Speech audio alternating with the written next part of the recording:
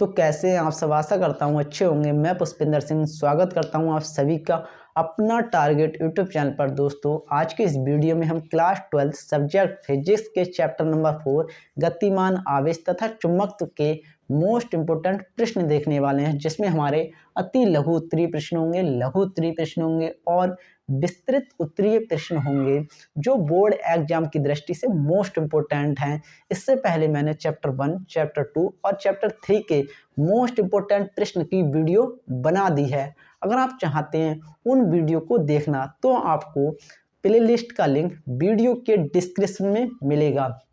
तो दोस्तों सबसे पहले हम देखते हैं कि हमारे अति लघु उत्तरीय प्रश्न कौन कौन से होंगे चैप्टर 4 में। तो यह हमारे 4 मोस्ट इंपोर्टेंट अति लघु उत्तरीय प्रश्न हैं, जिसमें हमारा सबसे पहला प्रश्न है, एम्पियर का परपतीय नियम क्या है, स्पष्ट कीजिए।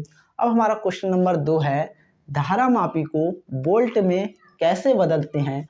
और इस क्वेश्चन को इस प्रकार से भी पूछा जा सकता है कि धारामापी को वोल्ट मीटर में बदलने के लिए इसकी संरचना में क्या परिवर्तन करना होगा।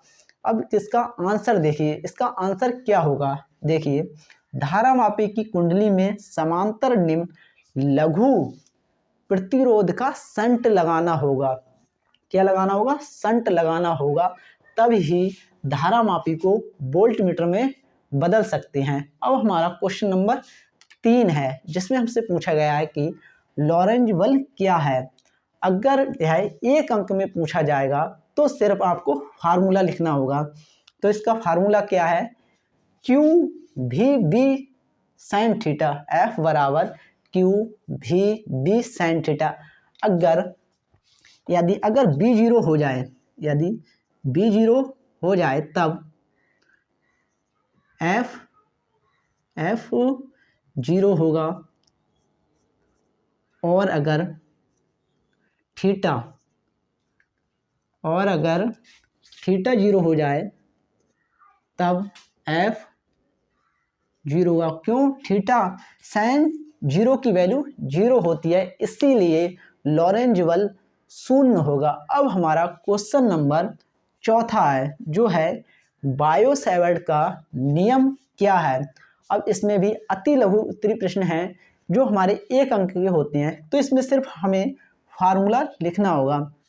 फार्मूला इस प्रकार है कि बायो सेवर्ट के नियम के अनुसार जो फार्मूला है वो है B equal to mu naught upon 4 pi into I delta L sine theta upon R square. यह हमारे 4 मोस्ट इंपोर्टेंट अति लघु उत्तरीय प्रश्न थे। अब हम लघु उत्तरीय प्रश्न देखेंगे, तब तक आप इन्हें नोट कीजिए, और यह बोर्ड की एग्जाम की दृष्टि से मोस्ट इंपोर्टेंट है। अब हम लघु उत्तरीय प्रश्न देखते हैं। तो यह हमारे 5 मोस्ट इंपोर्टेंट लघु उत्तरीय प्रश्न हैं, जिसमें हमारा सबसे पहला प्रश्न है, शंट से आप क्या समझते हैं, इसका अनुप्रयोग लिखिए। शंट का यूज अभी हमने कहाँ किया था कि धारामापी को वोल्ट मीटर में बदलने के लिए इसकी संरचना में क्या परिवर्तन करना होगा। तो हमने लिखा था कि समांतर निम्न प्रतिरोध अर्थात लघु प्रतिरोध का शंट लगाना होगा। अब हमारा क्वेश्चन नंबर 2 है, एम्पियर की परिभाषा लिखिए। अब हमारा क्वेश्चन नंबर 3 है, बायो सेवर्ट का नियम का उल्लेख कीजिए और सूत्र भी लिखिए। इस क्वेश्चन को इस प्रकार से भी पूछा जा सकता है कि किसी धारावाही चालक के कारण उत्पन्न चुंबकीय क्षेत्र के संबंध में बायो सेवर्ट के नियम का उल्लेख कीजिए। अब हमारा क्वेश्चन नंबर 4 है, साइक्लोट्रॉन के सिद्धांत को समझाइए।